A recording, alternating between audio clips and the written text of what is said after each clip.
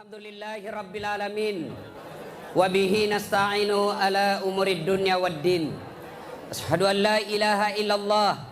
Wa ashadu anna Muhammadan abduhu wa rasuluh. Allahumma salli ala Sayyidina Muhammad wa ala alihi wa sahbihi ajma'in. Amma ba'd. Faqad qala Allah subhanahu wa ta'ala fi kitabil karim wa huwa asdaqul qailin. A'udzu billahi minasyaitonir rajim. Bismillahirrahmanirrahim. Ya ayyuhalladzina amanu taqullaha haqqa tuqatih wa la tamutunna illa wa antum muslimun. Wahai orang-orang yang beriman, bertakwalah kalian kepada Allah dengan sebenar-benarnya takwa, dan janganlah kalian mati kecuali dalam keadaan beragama Islam. Ayat ini tiap Jumat dibacakan khatib. Tidak sah khutbah Jumat apabila khatib tidak membaca ayat ini. Apabila ada perintah yang harus diulang tiap pekan, berarti perintah itu sangat penting. Ayat ini tiap Jumat dikomandangkan, berarti ayat ini pesannya sangat penting. Jangan kamu mati. Rasa-rasanya tidak masuk akal ini ayat. Jangan kamu mati. Berarti mati kita yang ngatur. Woi, jangan kau mati ya. Berarti mati kau yang ngatur. Orang kaya mati. Orang miskin mati. Raja-raja mati. Rakyat biasa mati. Ustadz mati. Siapa yang ceramah? Senangnya kalau ustadz mati. Semua mati. Berarti yang jadi masalah bukan mati. Yang jadi masalah illa wa antum muslimun, kecuali dalam keadaan beragama Islam. Berarti Allah ingin ingatkan kepada kita, wahai warga Yogyakarta, kalian lahir agamamu Islam, khitan kalian Islam, nikah syariat Islam, identitasmu kau tulis agama Islam, tapi belum tentu kau mati dalam keadaan Islam. Adakah orang Islam yang mati dalam keadaan kafir? Ada. Yang mana itu Ustaz? Contoh aja, contoh jangan marah, contoh marah. Contoh, lempox, ngelem. Jangan kau ketawa. Lem toh, nah campur lem Korea. Tidak mau terbuka mulutnya. Pas ngelem, mabuk setengah. Diambil naik motor. Bayangkan kalau orang mabuk setengah naik motor. Dia listrik dikira aspal. Pak, mati kafir kodongo. Makanya anak muda, silakan kau jadi anak gaul, anak band-band, anak motor-motor, anak skater, silakan. Tapi jangan dekati yang namanya minuman keras.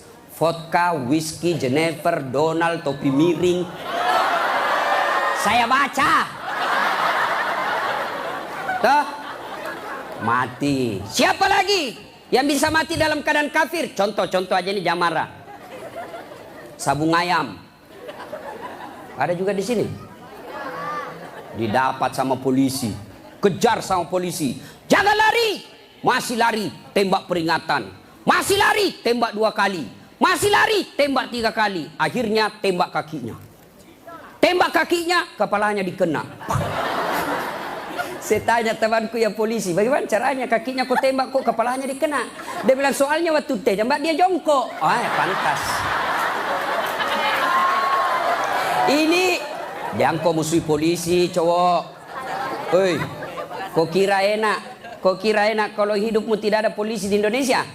Hah? Rumahmu dirampok, istrimu dibunuh, anak gadismu diperkosa, hartamu dijarah, kau datang ke polisi. Tolong polisi, tegakkan hukum, cari pelakunya. Apa kata polisi? Mohon maaf, baru saja polsek bubar. Jangan ketawa, saya serius ini. Toh, pun kalau ada polisi yang minta-minta uang di jalan, biar anak SMP diminta juga uangnya, itu bukan polisi Indonesia, polisi film India. Itu film India kan 3 jam, nanti habis film baru dia datang.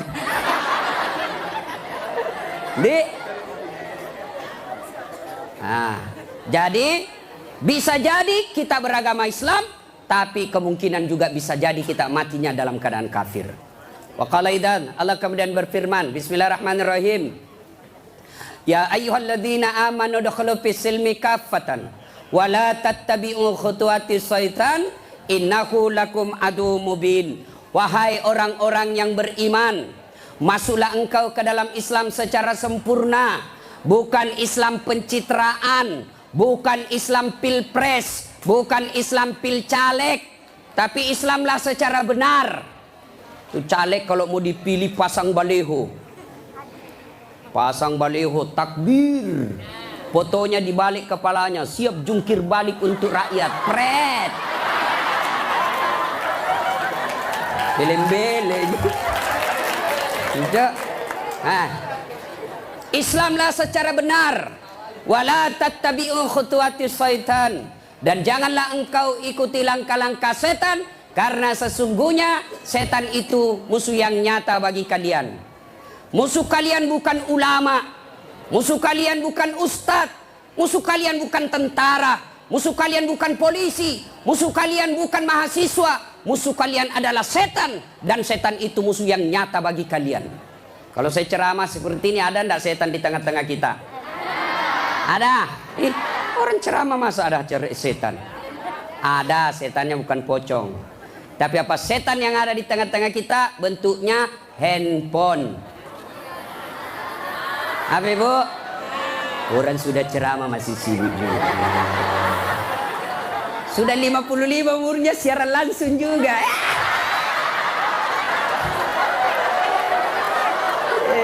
Gayanya. Woi, jangan siaran langsung. Saya tidak mau kalau ada siaran langsung. Simpan dulu HP-mu. Woi. Ibu-ibu yang pegang HP selama saya ceramah, saya doakan suaminya kawin lagi. Simpan dulu HP-mu. Simpan dulu. Simpan dulu HP, simpan dulu. Simpan ya. Bisa? Bu, ada ibu-ibu di Makassar ngefans betul sama saya. Usianya kira-kira 55 tahun. Saya heran, ibu-ibu aja yang ngefans sama saya. Saya lagi ceramah, dia belakangi saya. Barusannya ada orang saya ceramah di belakangi. Ternyata dia ambil HP-nya selfie. Baru dia tulis di Facebook, dia latar belakang das atlatif. Saya dijadikan background. Kok kira saya pot bunga? Selesai ceramah dia kejar, 55 umurnya. Selesai saya ceramah dia kejar. Ustadz, boleh selfie? Boleh, rame-rame supaya tidak ada fitnah. Sudah dia ganti lagi gayanya. Udah ulang lagi. Ulang Ustadz, jelek. Saya bilang dalam hati, biar kau ulang apa? Mukamu yang jelek.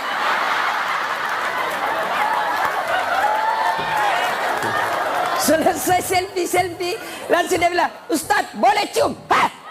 Haram. Nggak boleh. Nggak nafsu Ustadz, cari barakah. Haram.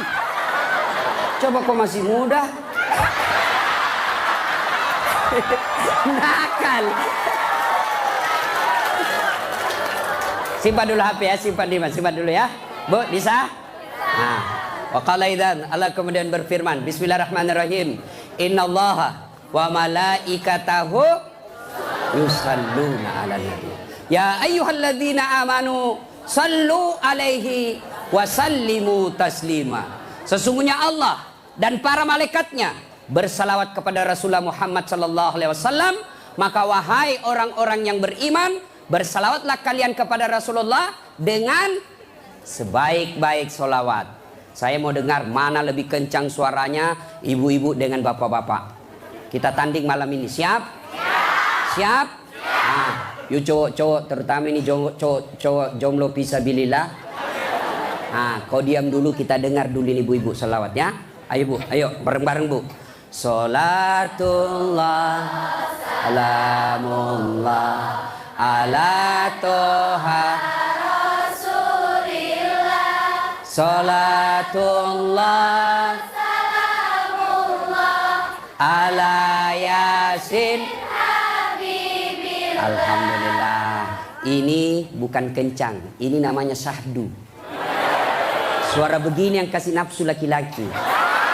Makanya cewek, kalau kau ditelepon cowok, jangan kau kasih syahdu suaramu. Assalamualaikum, waalaikumsalam. Bagaimana orang tak nafsu sama kau? Lagi di mana dek? Di rumah aja kak. Kau tegas dong. Sebagai cewek muslimah, jangan kau mendayu-dayu. Assalamualaikum, waalaikumsalam. Lagi di mana? Di rumah. Ngapa? Apa tanya-tanya? Berhenti. Ini Waalaikumsalam. Ibu-ibu diam, kita dengar ini cowok-cowok. Ayo, cowok jangan mempermalukan jenis kelamin. Ayo. Ayo. Diam ya, diam. Kita dengar ini cowok. Yuk. Salatullah salamullah ala toha rasulillah. Salatullah salamullah ala yasin. Masya Allah. Terima kasih. Sudah nih bos. Overdosis kok. Kita diam semua. Kita dengar ini di atas. Ayo. Duduk ngambil gaya lo. Ya, ayo bareng-bareng. Yuk. Love it. Ini mau poligami, Fred.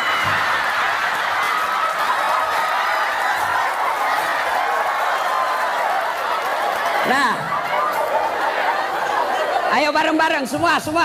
Yuk. Salatullah salamullah ala toha rasulillah. Salatullah salamullah ala yasin habibillah. Alhamdulillah, terima kasih. Dek, bisa ndak bedakan tadi mana suara cewek, mana suara laki-laki? Bisa. Kenapa bisa? Karena Allah kasih kita telinga yang lengkap sensor pembedanya. Dia bisa bedakan mana bunyi handphone, mana bunyi kentut. Tanpa kau pernah kursus. Woi cewek, mau ndak saya kasih handphone iPhone X Max 512 giga? Mau? Gratis, mau? Mana? Mau. Tapi pulsanya 5 juta ibu, mau? Tapi begitu saya kasih langsung tuli. Nah, mau diapa handphone kalau kau sudah tuli? Halo? Rusak lagi nih HP. Halo? Buka HP rusak, telingamu masalah. Berarti yang mahal bukan jaringan, yang mahal bukan seluler, yang bukan handphone yang mahal. Apa yang mahal? Telinga. Allah kasih kau gratis, tidak perlu kau bayar. Hebatnya lagi nih telinga, ya. Tempatnya kiri kanan proporsional. Bagaimana seandainya telingamu satu di bawah pantat? Halo, ya Ustaz. Lagi di mana? Di rumahnya Ustaz. Ayo. Repot toh? Ya, repot. Makanya kita ucapkan Alhamdulillah. Woi, cowok. Woi. Mau saya kasih ini kamera, mahal ini kalau dikumpul semua, ratusan juta ini. Saya mengajar mata kuliah fotografi di UNAS. Nih, ya. Kalau kamu ngambil gambar, kau harus tahu berapa megapiksel kekuatan kamera kamu. Kau harus tahu berapa kekuatan cahaya di tempat itu. Kau harus tahu berapa kecepatan angin ketika ada kau ambil gambar. Kau harus tahu berapa jarak dari matamu dengan objek yang kau akan ambil. Apa ini kamera yang mahal? Bukan. Apa yang mahal? Mata. Allah kasih kau gratis, tidak perlu kau bayar. Hebatnya lagi di mata, begitu kau buka otomatis autofokus. Tidak perlu kau putar. Siapa ini? Oh, ternyata Felixio. Wah, tidak perlu Pak. Otomatis. Dan hebatnya lagi di mata, Allah kasih kau sensor. Dia bisa bedakan mana istri, mana tetangga. Coba bayangkan, seandainya tidak bisa dibedakan, tertukar istrimu. Kenapa malam minggu lain-lain rasanya ini? Ternyata Satpol PP. Makanya kita ucapkan Alhamdulillah. Bos, saya mengajar mata kuliah public speaking. Nah, praktikumnya itu pidato di depan saya. Wih, ada cewek, ada kawat di giginya. Saya biasanya di kampung pagar yang dikawat. Ini giginya dikawat. Saya tanya, apa namanya itu dek? Dia bilang behel. Oh. Lidah Sulawesi ini bos. Yang kau paksa saya menjadi lidah Solo. Hah? Mahal itu, Dek. Ini 20 juta. Wih, 1 kali umroh. Disimpan di giginya. Saya tanya, sini kau dulu cewek. Kau kira itu behelmu yang mahal? Bukan, tapi apa? Gigi. Biar kau mau pasang behel harga 100 juta, ndak ada gigimu, apa kau mau kawal? Ayo, berarti yang mahal gigi. Hebatnya lagi di gigi, tumbuh dan panjangnya dibatasi. Pernah ndak kau bayangkan bagaimana seandainya gigimu tumbuh seperti rambut? Saya yakin Dude Herlino ndak akan main sinetron kalau sudah keluar giginya. Ndak ada yang mau nonton. Makanya kita ucapkan alhamdulillah. Makanya jangan kau pernah ngeluh. Jangan kau merasa putus asa. Jangan kau merasa kamu miskin. Kalian semua orang kaya. Yang kekayaanmu kata Allah, fi ahsani takwim. Itu badanmu yang sangat cantik. Ya? Saya jelek Ustaz. Karena kau membandingkan sama yang cakep. Saya tidak mau duduk dengan ini artis Sakri Hijrah. Hancur saya. Hancur. Lebih baik saya dekat-dekat sama Tukul 11-12. Kalau saya dekat-dekat di sini hancur saya, Pak. Bersyukurlah kepada Allah. Dan salah satu cara bersyukurmu, kamu datang di tempat ini. Allah kasih kita begitu banyak nikmat.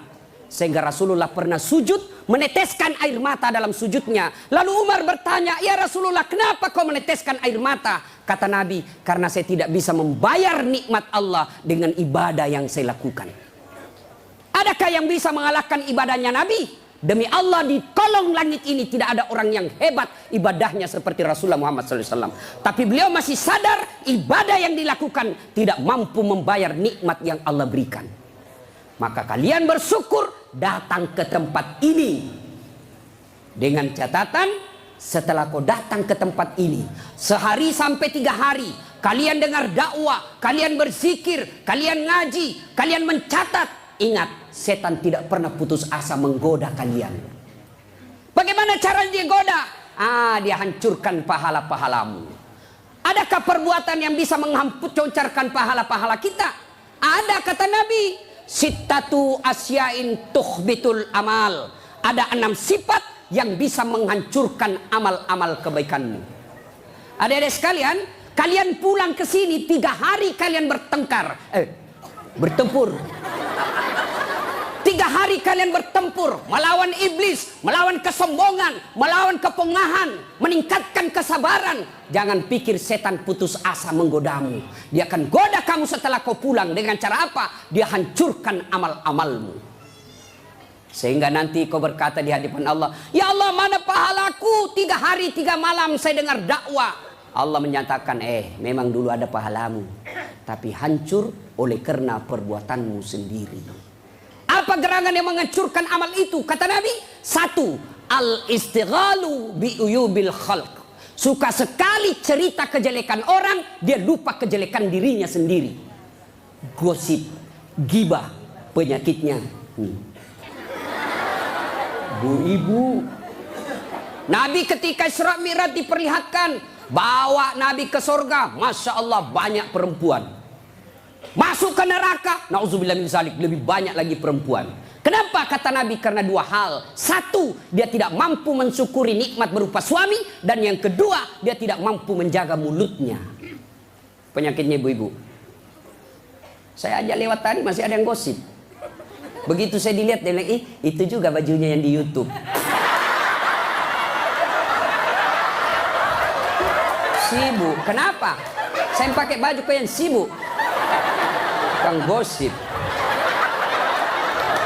Jengkelku. Kenapa kok gosip saya? Bu, halo ibu. Penyakit ibu-ibu yang tidak bisa dikendalikan hawa nafsu menceritakan kejelekan orang. Kalau laki-laki kumpul paling dicerita, wih, itu anak sayang. Yang pertama cakep tapi beleng-beleng. Itu yang kedua cakep, tapi ya dongo. Itu kan. Paling kita cek itu Wah, itu motor saya rewel, itu mobil saya yang tua, wah sedikit-sedikit mogok lagi, itu atap rumah saya bocor. Paling kalau bapak cerita itu, tapi coba kalau ibu-ibu. Pertama dicerita sinetron, jelek betul sifatnya itu ya. Iya toh, langsung tetangga jadi korban. Kumpul begini tuh masih ada gosip. Apa? Dia enggak ngomong tapi matanya dong. Apa? Hidungnya enggak serasi dengan roknya. Beli ya kayak umbul-umbul. Sudah. Satu udah digosip. Lewat lagi satu. Apa? Palsu. Kenapa kau tahu? Lipstiknya. Kenapa kau tahu? Melengket di giginya. Coba ya. Ayo adik-adik. Ya. Nah, maka saya heran sebagai anak bangsa, kok kita dituduh orang Islam selalu menyebarkan fitnah. Islam sangat membenci fitnah sehingga Nabi mengatakan al fitnatu asaddu minal qatl. Fitnah itu lebih kejam daripada membunuh. Jadi pemain buser, apakah namanya itu? Cocok nih. Buser, apakah itu? Yang suka cari duit dari menyebarkan fitnah. Hah? Yo itu baser. Hah? Manalah. Tidak adalah kita orang Islam. Suatu kali Nabi menyampaikan, barang siapa yang mengucapkan 2 kali syahadat, diyakini sampai mati pasti masuk surga. Abu Hurairah senang dengar ini. Lalu Abu Hurairah berlari-lari kecil menuju ke pasar. Dengan tujuan apa? Dia mau menyampaikan berita gembira ini. Lalu didapat oleh Umar. Abu Hurairah, kau mau gimana buru-buru? Saya mau menyampaikan berita penting. Apa itu? Barusan saja saya dengar menyampaikan Nabi, siapa yang syahadat, yakin sampai mati, pasti masuk surga.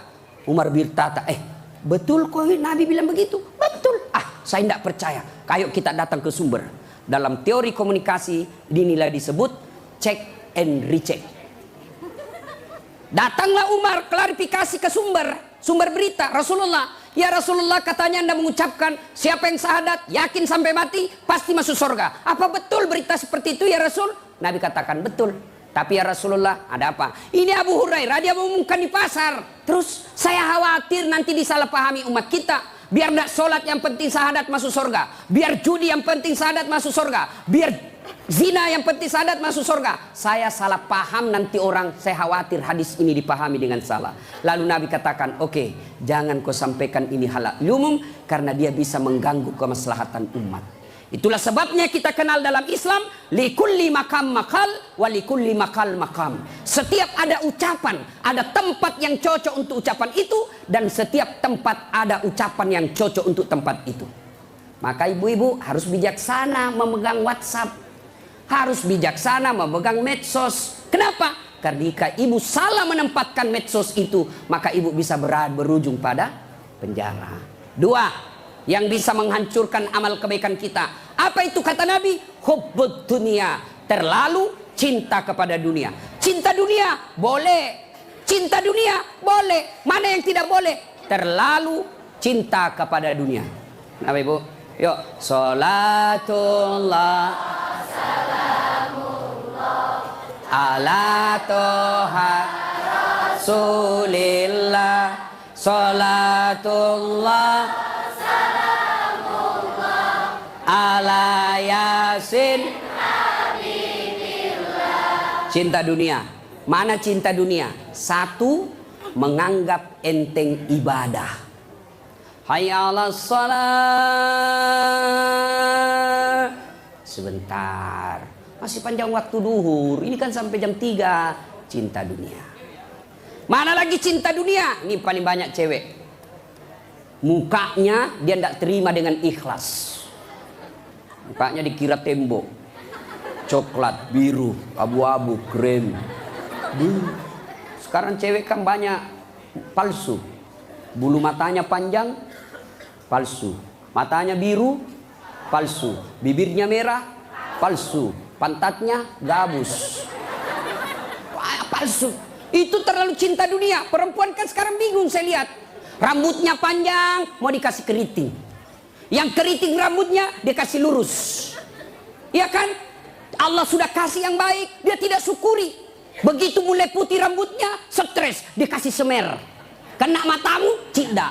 Karena waktu yang sangat terbatas. Yang ketiga, apalagi yang bisa menghancurkan amal ibadah kita? Qillatul haya, kurang rasa malu. Oh, ini banyak di Indonesia. Anggota DPR malu dong, sudah digaji oleh rakyat, uang rakyat, kalian tidur saja. Dedek, pernah dengar cerita anggota DPR di akhirat? Hah? Jadi anggota DPR kan ada penghafal Quran, masuk dalam surga. Begitu masuk dalam surga dilihat, kok banyak anggota DPR di sini. Di negara aku banyak di OTT karena korupsi. Dia pergi protes sama malaikat penjaga surga. Malaikat, kenapa banyak ini masuk anggota dewan dalam surga? Di negara saya banyak yang korupsi. Dia bilang anggota penjaga surga, dah sok ribut. Kenapa? Dia cuma reses. Sebentar lagi pulang ke tempat asalnya.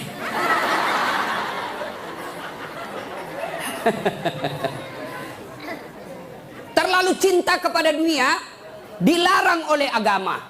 Maka oleh sebab itu kita diberikan hanya syukuri nikmat yang Allah berikan. Yang ketiga, qillatul haya, kurang rasa malu. Malu dong menyebarkan fitnah. Malu dong jadi artis tapi menyebarkan syahwat. Malu dong jadi pejabat tapi korup. Malu dong jadi kontraktor tapi rampok. Pernah dengar cerita kontraktor di akhirat? Hah? Oh, ini penghuni surga sama penghuni neraka baku SMS-an dia. Bilang penghuni surga, "Mas bro, bagaimana kabarmu di situ?" "Bah, enggak ada enak di sini. Di blender terus kita di sini. Enggak ada jam istirahat." "Kau di situ bagaimana kabarmu di surga?" "Masya Allah, enak betul. 1 laki-laki, 7 bidadari." Bayangkan Pak, 7. Dan itu bidadari tidak pernah kentut. Seperti istri kita di rumah 7 kali kentut 1 hari. Tidak pernah kentut. Perawan terus. 7 bidadari. Sampai jam berapa?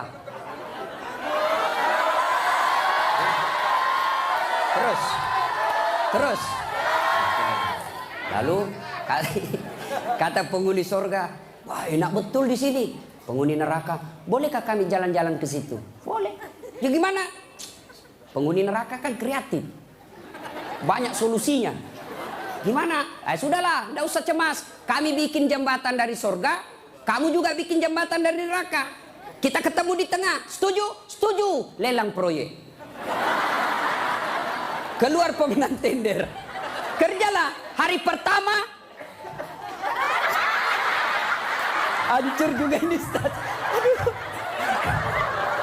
Nasib sial saya ini malam. Uang merah kek.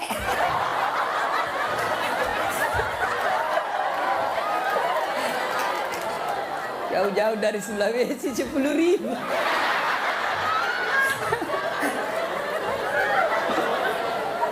Nah, lalu dia bilang, hari pertama proyek dari neraka selesai 50%. Hari kedua selesai 70%. Hari ketiga tuntas, efektif dan efisien. Selesai proyek. Sampai di tengah dilihat-lihat proyek dari surga. Kenapa belum mulai-mulai? Dia teriak lah, ini dari neraka. "Mas bro, kenapa kau belum mulai proyekmu? Kami sudah sampai di tengah sesuai perjanjian. Kenapa kau belum mulai?" Kata penghuni dari surga, "Bagaimana mau dimulai? Pemborong, kontraktor, pengawas, panitia, ada semua di situ."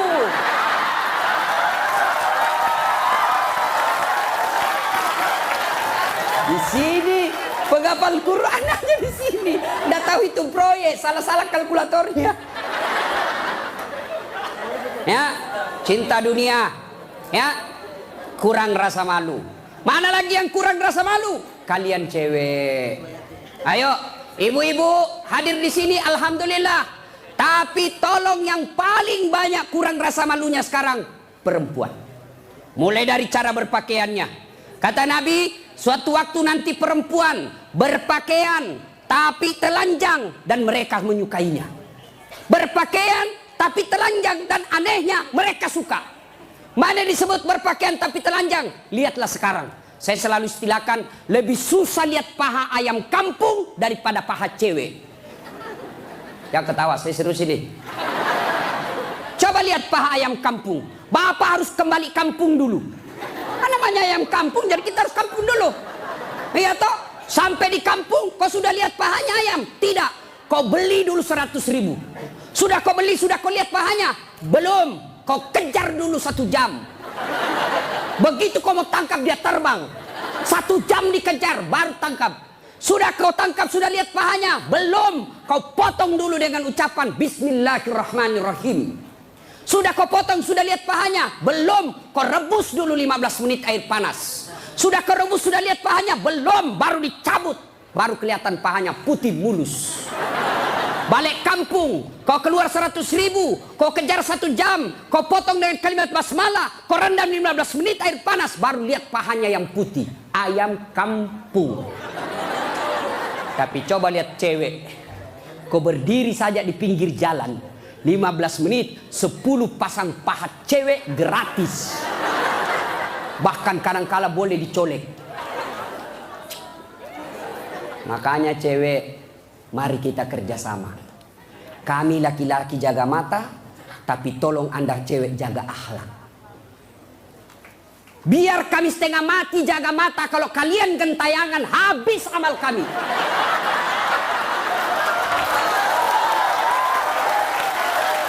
Ya. Saya kalau mau pergi mengajar di kampus, saya ngaji dulu beberapa ayat. Sholat duha dulu 2 rakaat. Baru 1 kilometer saya naik mobil, hancur amalku. Sebelah kanan ketek, sebelah kiri dada, di depan paha. Nggak mungkin lah saya jalan terus begini. Tiang listrik ku tabrak. Hei cewek, woi, mari kasihani mata kami. Dilihat, haram? Tidak dilihat, barang bagus.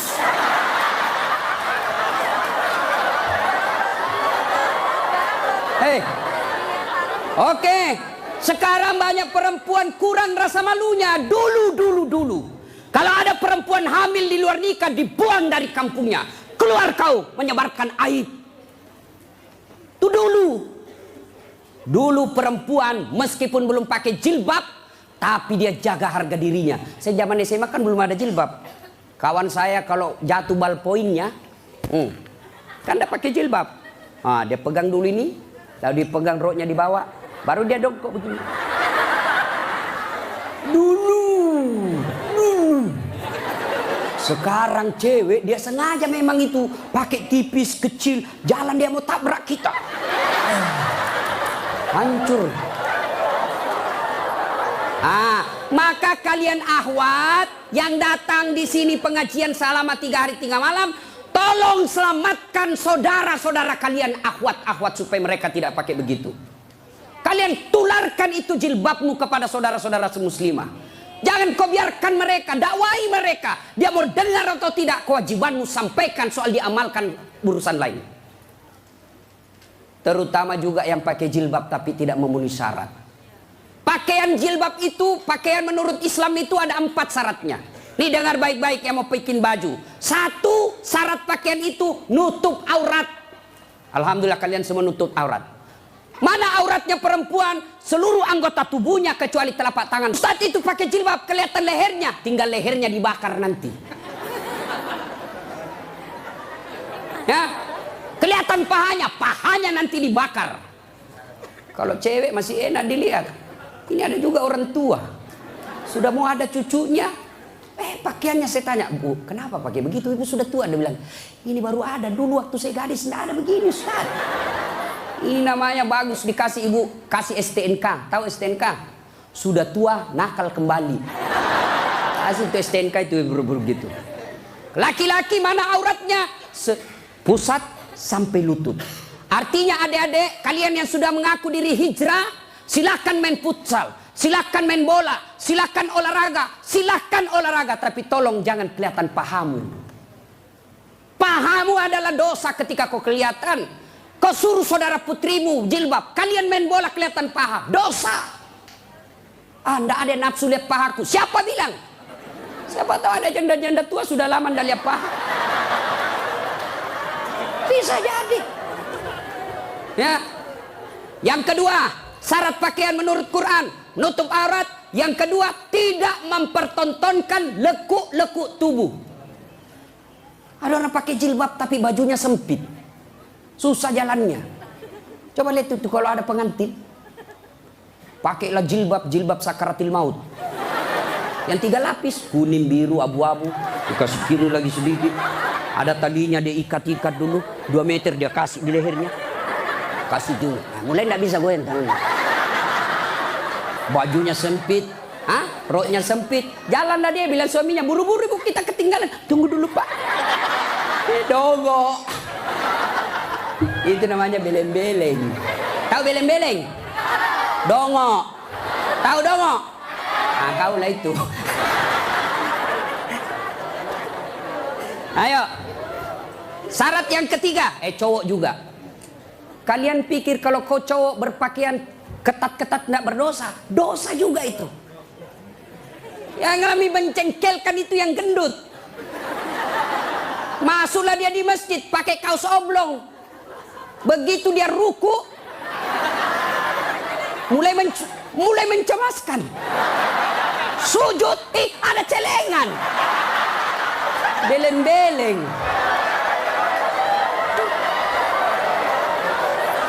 Nah, yang ketiga, syarat pakaian yang ketiga, saya ulang, tutup aurat, tidak mempertontonkan lekuk-lekuk tubuh. Yang ketiga, pantas. Apa maksudnya? Kalau saya alumni apalagi Muslim United, saya alumninya, 3 hari 3 malam saya dengar dakwah, maka sebaiknya pantas tidak saya berpakaian begini. Saya pengurus remaja masjid, pantas tidak saya berpakaian begini. Saya muslim terhormat, pantas tidak berpakaian begini. Saya pejabat, pantas tidak saya berpakaian begini. Saya muslimah, pantas tidak berpakaian begini. Tanya kepantasannya. Itulah sebabnya agama Islam mengajarkan ketika kau berpakaian, tanya, yuk pantas tidak pakaian begitu. Dan ini pakaian ternyata menyelamatkan kita dari dosa. Mana buktinya? Saya kemana-mana saya pakai begini. Cuma kadang-kala dia gosip saya itu pegawai bank. Kan saya mana-mana pakai sarung. Saya masuk nabung, ada pegawai apa sih itu yang namanya terima duit? Teller. Hah? Iya teller. Dia gosip. Dia apa? Salah masuk. Dia kira masjid. Dia kira saya masuk masjid, saya pakai sarung. Saya dengarlah saya, kenapa? Saya pakai sarung koin sibuk. Nggak jadi saya nabung, pulang saya. Orang kalau pakai muslim begini, baju koko, gamis, insya Allah terpelihara dari dosa. Saya jalan tiba-tiba di mall banyak cewek cantik, nggak mungkin saya lihat. Kenapa? Saya malu. Masa Ustadz lihat cantik? Terpaksa dilihat, ya lihat sedikit aja. Sudah. Ayo, ibu-ibu, mau ndak suamimu terhindar dari tempat-tempat maksiat? Keluar suruh pakai peci, pakai songkok, pakai gamis. Ndak mungkin dia pakai begini pergi main biliar. Maka suruh pakai itu. Ada di Makassar yang saya sudah suruh pakai Ustaz, tapi di mobil dia ganti. Memang sudah tabiatnya itu sudah bajingan. Yang keempat, syarat pakaian yang keempat adalah indah. Ternyata Allah tidak meninggalkan keindahan. Allah tidak melarang kita keindahan dalam berpakaian, tapi dengan catatan tertib aturannya. 1, tutup auratmu. 2, jangan ketontonkan lekuknya. 3, pantas. 4, indah. Ini sistematis, tidak boleh ditukar.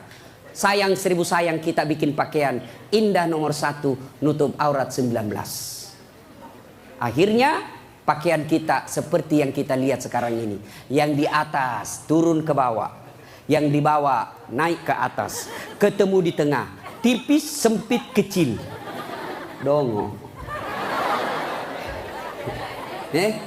Nah, qillatul haya, kurang rasa malu. Yang keempat, yang bisa menghancurkan amal kebaikanmu kata Nabi, qaswatul qalbi. Apa itu? Keras hati. Apa itu? Tidak mempan nasihat. Selesai dengar ceramah tidak ada perubahan. Apa malah dia bilang? Siapa panggil itu Ustadz dari Sulawesi? Saya. Lain kali tidak usah undang. Kenapa? Tidak enak ceramahnya. Kenapa? Masa 6 dia bahas saya terus dia kena? Keras hati kau. Selesai dengar ceramah larang merokok. Malah dia bilang, Apa tahu rokok apa? Memangnya saya minta duitmu? Keras hati. Ada perokok di sini? Ada? Saya doakan kalian berhenti merokok. Coba dengar itu calon-calon istrimu. Itu biasa orang merokok kayak kurang kerjaan. Itu aja dikerja 10 menit. Dan saya kasihan kadang-kala kalau di bandara, coba lihat itu perokok dikasih masuk kayak kotak-kotak, kayak belek-belek. Sendiri di dalam kan. Sekali-kali isap kunyah. Jangan kau sebarkan itu asapnya ke kita. Bolehlah kau merokok, silakan, tapi jangan kasih asapnya orang lain. Bagaimana caranya, Ustaz? Kau bawa kresek.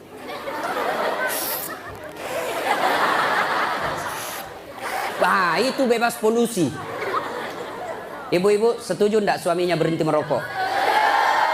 Kalian membenci 9 naga. Kalian membenci mereka-mereka itu. Tapi kalian beli rokoknya. Kalau kalian mau hancurkan mereka, berhenti kau merokok. Lebih baik itu rokokmu anak muda, kau tabung, lamar cewekmu. Kau juga cewek, jangan terlalu lama mau dipacari. Ini pacaran Islami, Ustaz. Pret. Pacaran syar'i. Mana ada pacaran syar'i, cilaka? Dengar ini cewek. Kau sudah 2 tahun dipacari, tidak dilamar-lamar. Berhenti kau. Kasih tahu itu cowokmu. Motor aja dicicil 1 tahun sudah lunas. Kamu sudah 2 tahun dipacari, tidak dilamar-lamar. Modal 10.000. Roti 1. Teh botol 1, autan 2. Modal 10.000 malam minggu. Qaswatul qalbi, keras hati, tidak mempan nasihat. Mereka yang selesai dengar dakwah tapi tidak ada perubahan, itu yang disindir oleh Allah. Fatawa'un alaihim a'anzartahum la yu'minun. Kau sampaikan ayat Allah atau tidak, kau ceramai atau tidak, sama saja mereka tidak akan beriman. Keras hati, habis amalmu. Yang ke-5, penghancur amal, tulul amal. Apa itu? Panjang angan-angan alias malas. Dan yang ke-6, wadzalimun la yantahi. Perbuatan zalim yang tidak bisa dihentikan. Zalim kepada Allah, tidak sholat. Puncak kesaliman kepada Allah, tidak sholat. Ada yang malas sholat di sini? Ada? Adik-adik, mau jadi direktur, mau jadi pegawai, mau punya rumah yang mewah, gampang. Perbaiki sholatmu. Kecil buat Allah kasih kau mobil. Kecil buat Allah kasih kau rumah yang mewah. Allah cuma minta sempurnakan sholatmu. Ada di sini yang tidak ada masalah? Ada? Ini malah muka-muka penuh masalah semua ini. Ayo. Mana ada manusia tidak ada masalahnya? Istri cantik, kok kira bukan masalah? Masalah digoda orang. Apalagi kalau suaminya jelek. Lebih masalah lagi. Berarti bagus kalau istri jelek. Istri jelek dihina orang, kita lagi yang malu jalan sama dia. Duluan aja dek, nanti kita ketemu di gedung. Sampai deket tuh tidak muncul-muncul suaminya. Mana kau bang? Tidak jadi semen ceret. Istri jelek masalah, istri cantik masalah. Mana ada orang tidak ada masalahnya? Kita kuliah apa masalah? Mau sarjana. Sudah sarjana selesai masalahmu? Tidak, mau punya kerja. Sudah punya kerja selesai masalahmu? Muncul masalah baru. Apa? Mau jadi kepala dinas. Sudah kepala dinas selesai masalahnya? Muncul masalah besar lagi, mau jadi sekda. Sudah jadi sekda selesai masalahnya? Belum, mau jadi wali kota. Sudah jadi wali kota? Mau 2 periode. 2 periode baru dongo. Beleng-beleng. Kau salah, kenapa kau suruh pilih dongo? Mau kau? Ayo, tidak ada orang tidak ada masalah. Ya, maka Allah tidak mengatakan, Das'at, ada masalahmu, kau puasa dulu. Tidak. Das'at, ada masalahmu, kau jadi dokter dulu. Kau jadi insinyur dulu, kau kaya dulu, kau anggota DPR dulu. Allah tidak menyatakan itu. Allah cuma minta 2. Ista'inu bisawri wassalah. sabar, perbaiki sholatmu, saya yang selesaikan masalahmu. Itu janji Allah, bukan janji caleg. Kalau caleg mau dipilih, dibagi-baginya kartu namanya, pilih saya, pilih saya. Ada masalahmu, telepon saya 24 jam. Begitu terpilih, dia ganti nomor HP-nya. Allah janji, pasti Allah tepati. Allah cuma minta, ada masalahmu cewek, kau risau soal jodoh, yuk perbaiki sholatmu. Cowok, ada masalahmu, kau sudah sarjana, tidak dapat kerja, yuk sempurnakan sholatmu. Saya sudah sholat Ustaz. Betul kau sholat tapi tidak ikhlas. Hayya 'alas shalah. Asar lagi. Barusan duhur, kau tidak ikhlas. Saya sudah sholat Ustaz. Betul kau sholat tapi main-main. Mana buktinya? Allahu Akbar. Ya kana suratul ladina. Kau ketawa karena kau bayangkan dirimu. Nah, siapa yang ngajar kau sholat begitu? Sampai ada yang tanya saya ibu-ibu, Ustadz boleh enggak sholat? Panas Ustadz di rumah, enggak ada AC, enggak ada kipas. Sholat duhur boleh enggak tidak pakai BH? Boleh, tapi kau tidak beradab namanya. Boleh. Bayangkan kalau kau ruku. Yang ketawa cowok, ini bagian laki-laki perempuan. Boleh, tapi tidak beradab namanya. Itu kau tidak ikhlas. Saya sholat Ustadz, betul kau sholat. Tapi sholatmu ya tidak seperlunya. Aja sholat Allah.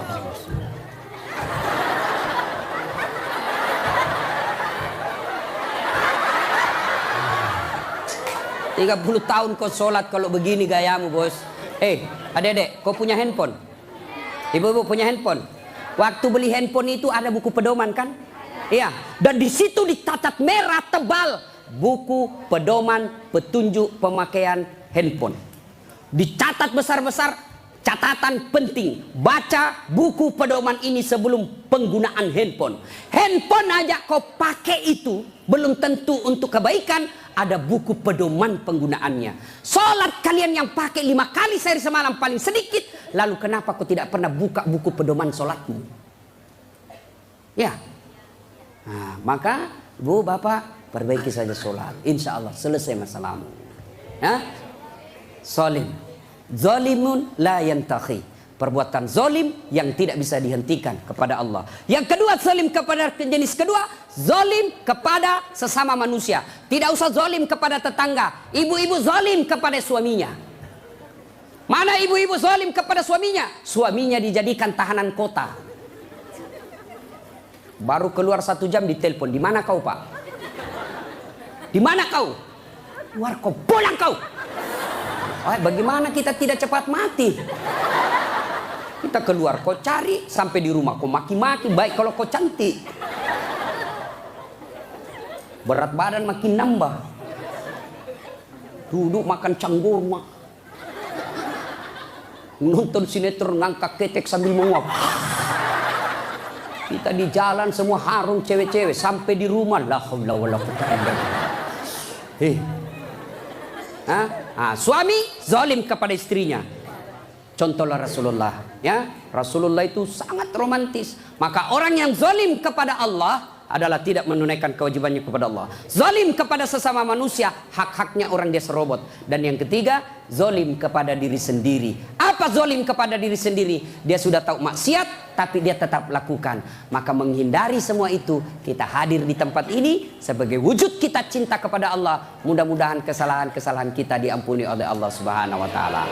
Banyak yang ingin kita sampaikan, tapi waktu jualah yang membatasi kita. Insya Allah lain waktu dan kesempatan kita akan lanjutkan.